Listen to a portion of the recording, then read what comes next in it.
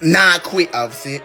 On my daughter, I ain't gonna respond to none of them bitch ass niggas no more. Tell them niggas fuck with me. Fuck all them bitch ass niggas. Future has finally responded to NBA Youngboy dissing him. And fam, this thing is getting deadly. What started as Youngboy going off on Instagram the same night Future dropped his 10th studio album has now turned into one of the most dangerous feuds in hip-hop right now. An apology that disappeared within hours. A reversal that hit harder than the original diss. And then Future firing back in a way that stopped the culture dead in its tracks. But here's what nobody is telling you. The reason Youngboy went off that night runs deeper than album night timing. The history between these two men goes back further than most people realize.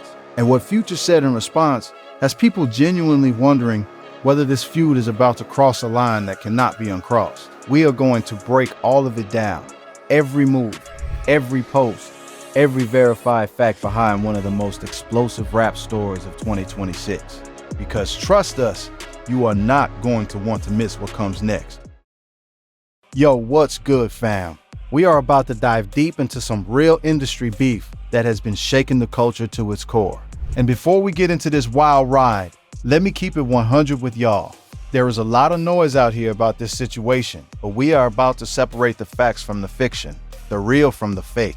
Because this story has layers that most people are not even talking about. Stay locked in, because by the time we are done, you are going to understand exactly why this feud between Future and NBA Youngboy is getting more personal and more dangerous by the day. To understand why this feud hit the way it did, you first have to understand who Future is and what he represents in this music. Born Navadius Wilburn in Atlanta, Georgia, Future came up through the Dungeon family pipeline and built one of the most dominant catalogs the rap game has ever seen. He did not just make hits, he changed the way trap music sounded. He pioneered a melodic approach to street storytelling that became the template for an entire generation of rappers who came after him. Artists from Drake to The Weeknd to literally dozens of younger artists have publicly acknowledged the influence Future had on how they constructed their music. And beyond the cultural influence, the numbers speak for themselves. Future has 11 #1 albums on the Billboard 200. That ties him for third in chart history for this century. He has over 217 songs that have charted on the Billboard Hot 100. He performed at the FIFA World Cup 2026 opening ceremony alongside Tyler. He collaborated twice with Metro Boomin on We Don't Trust You and We Still Don't Trust You in 2024, both of which debuted at #1 on the Billboard 200. Beyond all of that, Future has maintained his commercial relevance across multiple eras of hip-hop in a way that very few artists ever manage. He has evolved his sound, reinvented his image, and continued putting out projects that move culture without chasing trends or compromising what makes him distinctive. That longevity is rare, and it is a big part of why his name carries the kind of weight it does every time he announces something new. When people talk about the definitive Atlanta rap artists of this era, Future's name is always in that conversation without debate, and he was right in the middle of one of the biggest career moments of his life when all of this went down. On June 25th, he announced The Real Me, called it Album of the Century on his own Twitter, and set a July 10th release date. The culture was watching, and so was Youngboy. Now on the other side of this feud, you have NBA Youngboy. Born Kentrell Garden in Baton Rouge, Louisiana, Youngboy's story is one of the most extraordinary in modern hip-hop for reasons that go beyond the music. He broke his neck as a child. He became a father at 16.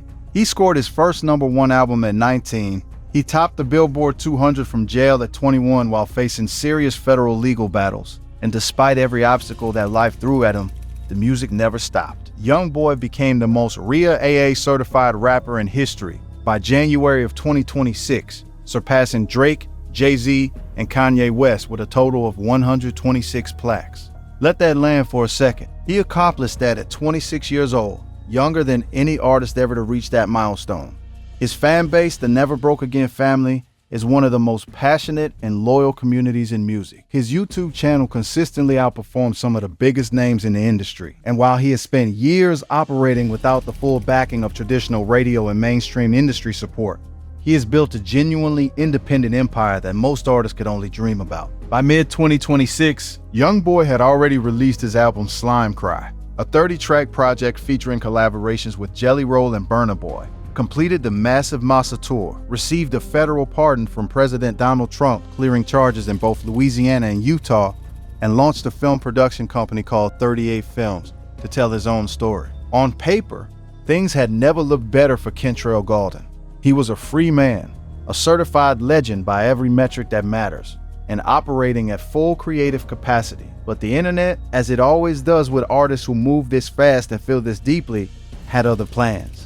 Now let me break down for y'all exactly why Youngboy has a problem with Future. Because this is not random, and it did not start on album night. The seeds of this beef go all the way back to February 8th, 2026, when Youngboy posted a challenge on Twitter that immediately got the whole rap community buzzing. He put it plainly, 15 songs each, loser never raps again. He was not asking. He was declaring that nobody in the game could go toe-to-toe with his catalog and walk away standing. Pure confidence, no filter. Versus TV saw the post and immediately amplified it to their audience with a simple question. Who should Youngboy go against? And the internet went to work. Gucci Mane got mentioned.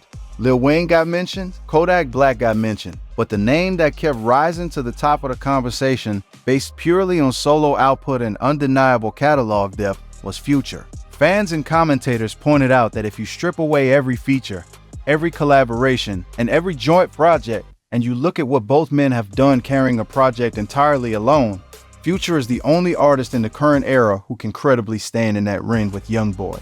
When Youngboy saw that argument gaining traction in his comments and replies, he did not let it breathe for a second. He dismissed Future immediately and sharply, making it clear in his mind that Future did not even belong in that conversation. That response was not just trash talk. That was Youngboy publicly placing Future beneath him in the hierarchy he had built in his own head. And Future never said a word back.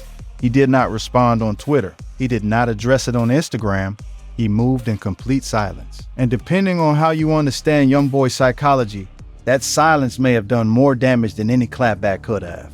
Because in Youngboy's world, being ignored by someone you just challenged publicly is not neutrality. It reads as disrespect.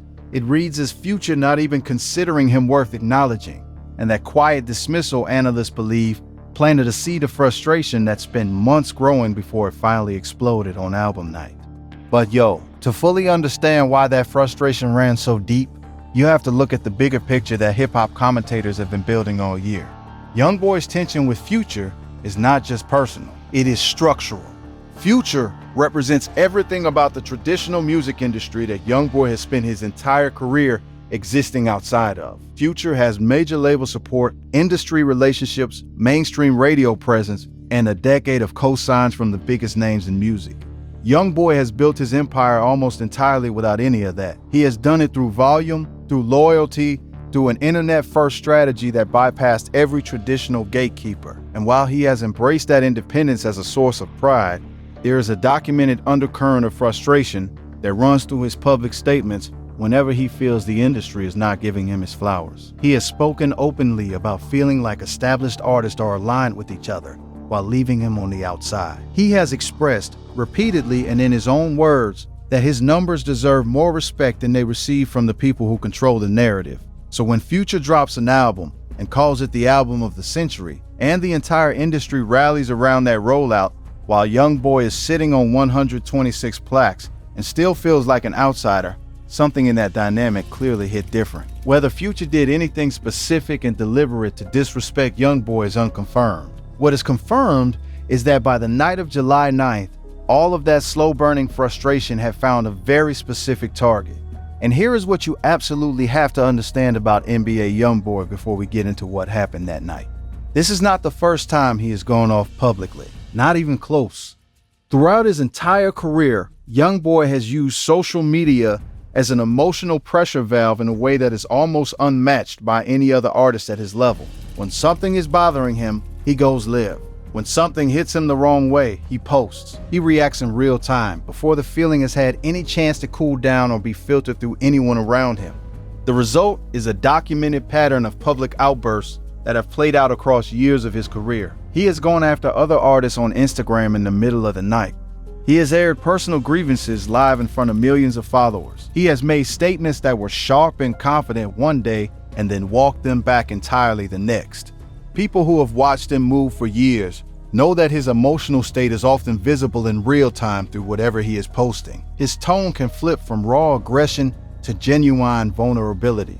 Inside the same afternoon, that is not an insult. That is just the reality of what the public record shows about how Kentrell Gaulden processes difficult situations. He is someone who feels things intensely and who has, by his own admission, struggled with letting those feelings drive his public behavior in ways he later regrets. He said as much himself on the Offset Live. And understanding that pattern is the entire key to understanding why what happened on July 10th unfolded the way it did. Because anyone who has followed his career closely saw exactly what was coming the moment he started posting that night. The only thing nobody predicted was how quickly the cycle would complete itself. So check it. The night of July 9th, the night before The Real Me officially dropped, Youngboy went on Instagram and posted a video aimed directly at an unnamed rapper who was releasing a project that same night. He never said Future's name. Let us be precise about that. But there was exactly one major artist releasing an album that night. The timing made the target obvious to everyone watching. Hip-hop media picked it up within minutes. The clip spread everywhere, millions of views inside of hours. Every major outlet from All Hip Hop to Hot 97 to Hot New Hip Hop ran it immediately. And the culture collectively understood what was happening even without Youngboy spelling it out. He was going at Future on the biggest night of Future's recent career. In the clip, Youngboy made it clear he expected Future to fail that night, warning people not to hype up whatever was coming. He was aggressive, he was personal, and he was doing it in real time while Future's album was literally rolling out to the world. Real talk.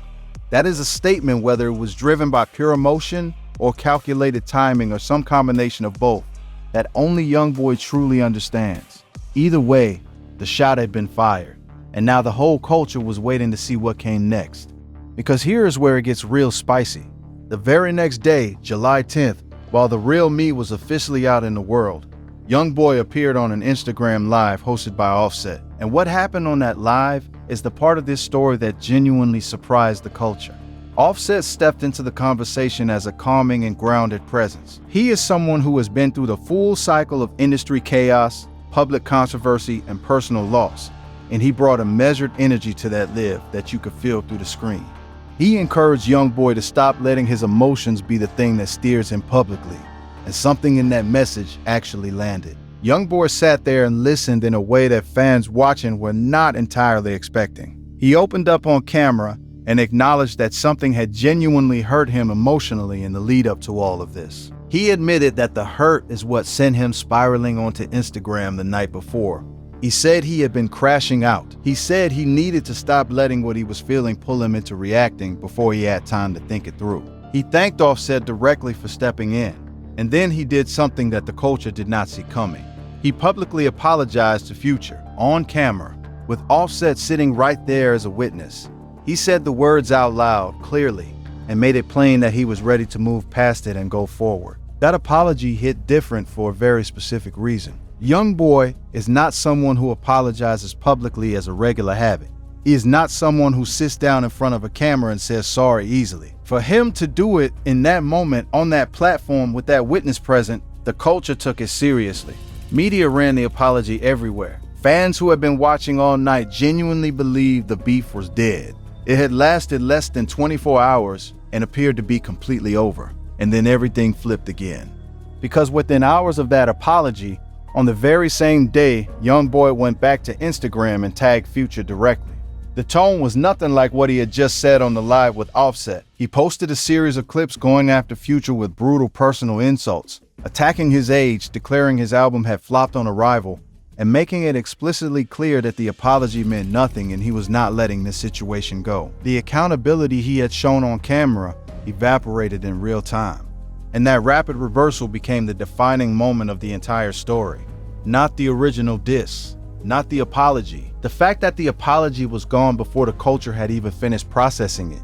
The same man who sat on camera with Offset and admitted he had let emotion take over went right back at Future harder than before, inside the same news cycle. That contradiction is what the internet could not move past, and it is what has people genuinely questioning whether anything Youngboy says publicly in moments of conflict can be taken at face value. Now the question everybody kept asking once the smoke settled was, what did Future actually say about all of this? And here is where we keep it completely real, because the facts matter. Future spent July 10th doing exactly what you would expect one of the greatest artists in rap history to do on his album release day. He let the music speak. The Real Me arrived July 10th through Free Bands and Epic Records. 22 tracks, no features. His first true solo studio album in 4 years. A deeply personal project that Future described in his own words as being about finally showing the world who he really is beneath the persona. The album even contains a track appearing to take aim at Nick Cannon, which tells you Future came into this release in a sharp and competitive frame of mind. But as for a direct public response to Youngboy, no confirmed interview, no verified social media post, no explicit reply has been documented. What Future did was drop a 22-track solo album with no features on the same night Youngboy said he would flop. And then he let the culture decide. That silence is either the coldest move possible or proof he is not taking Youngboy seriously enough to dignify with a direct answer. Either way, the music is out, and the culture is listening. Now, let us talk about why people keep calling this deadly. There is no confirmed evidence of any real-world threat connected to this situation. What fans mean when they use that word is more specific. The personal nature of the exchanges, the direct tagging, the apology that reversed itself within hours, and the unresolved tension between two artists with massive and deeply passionate fan bases has created an atmosphere that feels genuinely volatile. Hip-hop has a long documented history of feuds that began in exactly this register before escalating into something nobody predicted. When you have two artists with this kind of reach going at each other in public, with fan bases that are deeply loyal on both sides, and the conflict keeps reigniting instead of cooling down, the culture starts to wonder where the ceiling is. The personal insults, the age references, the repeated targeting even after a public apology, all of it signals that this has moved beyond competitive rap talk into something that feels personal in a way that does not simply dissolve on its own. And what makes this particular situation different from most online beef is the fact that Youngboy already showed he cannot hold himself to his own resolution. He apologized publicly and was back at it within the same afternoon. That unpredictability is exactly what has the culture on edge. Nobody knows what the next move looks like. And in hip-hop, that kind of uncertainty is always the most dangerous kind. When a situation carries that kind of unresolved energy with those stakes attached to it, the culture pays attention, because history has taught it to. The real tea that got everybody shook is how fast the media machinery turned this into a global story. Within hours of Youngboy's first post, the clip was everywhere. YouTube channels, podcasts, blogs, Instagram pages, Twitter threads, every platform picked it up with varying degrees of accuracy and context. Some outlets ran the diss without noting that Future was never named directly. Others covered the apology without reporting the retraction that followed hours later. Others ran the retraction without giving proper weight to what had actually happened on the Offset Live first. The algorithm rewards conflict and speed over nuance and completeness. That is just how engagement economics work in 2026. A story with an apology performs well. A story with a retraction performs even better. A story that contains a diss, an apology, and a retraction all inside of the same 24 hours becomes something the entire culture cannot look away from, regardless of what platform they are on. That is the environment this feud was born inside of from the very first moment it broke. For those who know the culture, none of this is surprising in the big picture. Competition has always been embedded in the DNA of hip-hop from the very beginning. From the South Bronx battles of the late 70s to the East Coast versus West Coast tension of the 90s to the social media era beefs that define the game today, hip-hop has always been a sport as much as it is an art form. Some of those rivalries produce legendary music on both sides. Jay-Z and Nas gave us Godson and The Blueprint in the same era, and both catalogs are richer for the competition. Drake and Pusha T produced one of the most analyzed beef cycles in modern music history. Competition has always elevated the art when it stays in that lane, but the culture has also seen what happens when beef crosses from the musical to the deeply personal, and that is the line everyone is watching right now. What makes this situation feel different from those classic rivalries is the Instagram stories era rawness of how it unfolded. There is no carefully crafted diss track with production value and lyrical precision to analyze line by line. There are phone-filmed clips, emotional posts, and a sequence of actions that unfolded faster than the media could even accurately process in real time. That speed is part of what makes it feel more dangerous, and it is part of what makes it harder for anyone watching from the outside to read clearly. At the end of the day, this story hit the way it did because of the specific combination of people involved. Future is not some mid-level rapper beefing with a peer. He is one of the cornerstones of modern Atlanta trap music who has changed the sonic landscape of an entire generation. And Youngboy is the industry's most certified outsider. Too big to ignore, too independent to fully embrace, and clearly carrying a frustration that has been building for longer than most people realized. When those two energy fields collide in public, the culture pays attention. Because it is not just about two artists arguing. It is about competing ideas of what success looks like, what the industry owes its most prolific artists, and whether the numbers always translate into the kind of respect that actually matters to the people generating them. It is about whether independence and volume and raw loyalty from a fan base is enough, or whether the traditional industry machine still holds the keys to the kind of recognition that truly matters. Youngboy clearly believes he has not gotten what he deserves, and Future, by simply existing at the level he exists at and staying silent through all of it, has become the symbol of everything Youngboy feels he is being denied. The real question now is where this goes from here. Future has the biggest solo album of his recent career out in the world right now. 22 tracks, no features, a deeply personal statement from one of the most decorated artists in the history of trap music, released on the exact night that NBA Youngboy told the world he was going to flop. The timing of all of this is not lost on anyone paying attention. Youngboy chose the biggest night of Future's recent career to go at him, and Future responded by letting the music land without saying a single word back. That is either a sign of supreme confidence or the opening move in something that has not fully revealed itself yet. Youngboy, meanwhile, has shown in the span of a single day that he is capable of going from aggression to apology to aggression again without losing a step. That cycle has played out in public before, but never quite like this. Never with this much at stake, on this big a stage, against someone with this kind of legacy.